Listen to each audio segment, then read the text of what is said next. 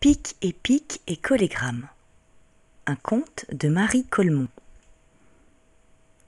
Ils étaient 3 petits lutins dans cette forêt du Nord. Le premier s'appelait Pic, le second s'appelait Pic et le troisième s'appelait Collégramme. Pic et collégramme. Mais comment faisait-on pour distinguer les 2 premiers ? Ah voilà, l'un était rouge et l'autre bleu. Pic rouge s'occupait de tout ce qui est sur la terre. C'est lui qui déplissait les feuilles au printemps, qui faisait sortir les champignons les jours de pluie et qui poussait tout doucement la biche et ses faons sous les arbres jusqu'à ce qu'il trouve la clairière où l'herbe est fine et fraîche. Pic bleu s'occupait de tout ce qui est dans le ciel, du soleil et de la lune, du vent et des oiseaux, des nuages, et vers le mois de septembre, il avait un gros travail car c'est lui qui s'en allait là-haut décrocher les étoiles filantes. À Collégramme, qui était tout petit, on n'avait pas encore donné de tâche à sa mesure et pourtant il brûlait de se rendre utile. « Je m'occuperai des hommes, décida-t-il, et je ferai leur bonheur. » Et il partit sur le chemin, tralala, en chantant son plaisir à tue-tête.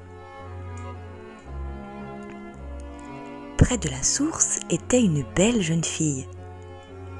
Agenouillée dans l'herbe, elle avait posé sa cruche auprès d'elle et mirait ses nattes et ses yeux dans l'eau claire. « Je vais l'aider à remplir sa cruche, » songea Collégramme. Aussitôt, il dit « Pic et collégramme, bourre et ratatam, ham, stram, gram. » Puis, il souffla de toutes ses forces sur la source afin de faire sauter l'eau toute seule dans la cruche. L'eau se troubla, remua, elle allait jaillir, mais le souffle était si fort que d'abord la cruche tomba et se cassa sur les pierres. La belle jeune fille s'enfuit en pleurant, son miroir terni, sa robe mouillée, son pot en miettes. « Oh ! Ah !» se dit Collégramme, « je croyais bien faire. » Il marcha longtemps sans rencontrer personne. Puis il vit un vieux vagabond dont les guenilles pendaient et dont les orteils passaient par les trous de ses bottes. Il errait de-ci de-là sous les arbres, ramassant en grands tas les feuilles sèches des bouleaux pour se coucher dessus. « Comme il est vieux, comme il est pauvre, » songea Collégramme, « je vais le tirer de sa misère. » Aussitôt, il dit « Pic et collégramme, bourre et ratatam, ham, stram, gram. » Et il fit dans l'air 3 petits signes avec ses mains. Miracle! Les feuilles mortes se changèrent en pièces d'or. Quand il s'en aperçut, le vieux devint fou. Il les prenait à poignées, les faisait ruisseler entre ses doigts, pleurait et riait en même temps. Puis, il enleva sa houppelande et commença d'entasser dedans les pièces d'or. Bien sûr, il voulait tout emporter. La houppelande était en guenilles. Quand il la releva, il plut de l'or par tous les trous. Mais ce qui restait était bien assez lourd. Quand il l'eut sur le dos, il trébucha, tomba sur les genoux, puis de tout son long, et resta là, couché par terre, écrasé sous le poids de cet or. « Oh ! Ah !» se dit Collégramme, « je croyais bien faire. » Une autre fois, il arriva sur la lisière de la forêt, où est la cabane du sabotier. Il avait neigé 3 jours durant. On ne voyait plus rien sur la terre et oh que le froid était vif. Derrière sa fenêtre, la petite sabotière écrasait son nez sur la vitre et Collégramme l'entendit qui pleurnichait. « Je ne vois plus mes fleurs, elles sont sous la neige. »« Attends, dit tout bas Collégramme, je vais l'enlever. » Aussitôt, il dit « Pique et Collégramme, bourre et ratatam, am, stram, gram » et souffla sur la neige. Et la neige fondit et les fleurs apparurent. Mais quand la neige ne fut plus là pour les préserver, ce fut le froid qui les mordit. En un clin d'œil, elles se recroquevillèrent et devinrent toutes noires.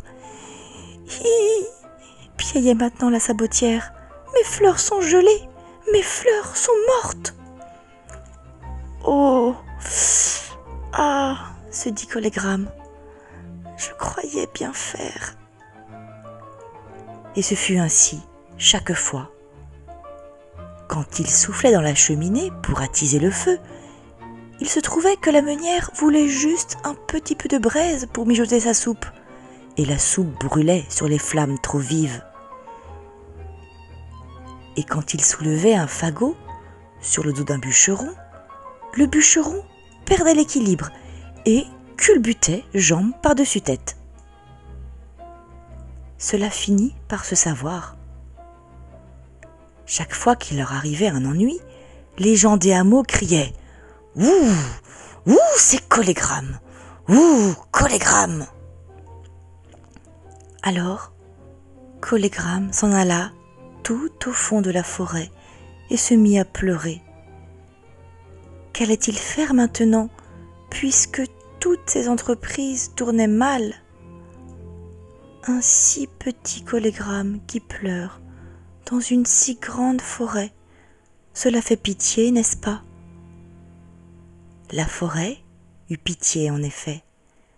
Elle agita ses feuilles qui dirent en bruissant « Chut, chut, réfléchis !» Le sanglier grogna « Fais attention !» Et la mésange fit « Piout, piout, va moins vite !» Alors, le sourire revint sur le visage de Collégramme. Il repartit à pas de loup vers les villages. Cette fois-ci, on allait bien voir. Au revers d'un fossé, un petit mendiant geignait. À sa maigreur, à ses mains tordues, à son nez pincé, on voyait bien qu'il mourait de faim. « Pauvre petit !» dit Collégramme. « Je m'en vais le sauver. » Aussitôt, il ouvrit la bouche pour dire « Ham, stram, gram » et faire apparaître une table avec des pâtés, des rôtis, des gâteaux et des flacons de bon vin. Mais, de loin, la forêt agita ses grands bras, réfléchit. Et comme un faible écho sur un souffle de vent, arriva le cri du sanglier. « Attention !» Et puis, celui de la mésange. « Va moins vite !» Et Collégramme se dit « Si je lui donne tout ça à manger, sûrement il aura une indigestion et mourra étouffé. » Alors, il remua tout doucement ses mains roses dans le soleil et chanta, pas plus fort qu'un grillon des champs.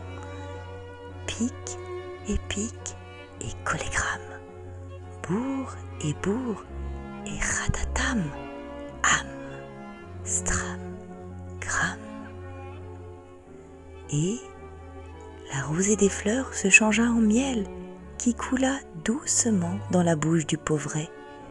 Et une chèvre apparut qui s'arrêta sur la route juste le temps qu'on lui tire un peu de lait plein la couronne de 3 volubilis. Cela fit un petit repas léger, juste ce qu'il fallait pour l'instant, et l'enfant ne mourut pas. Maintenant, Collégramme a compris. Les gens des hameaux le bénissent pour sa bonté et sa grande sagesse. Et quand un bruit léger s'élève des clairières à l'heure des brumes et semble vous entraîner le cœur dans son vol joyeux, sachez que c'est lui qui s'en va dans le petit vent du soir, tout doucement, soulagé, pas trop à la fois et pas trop vite, un peu de la longue misère des hommes.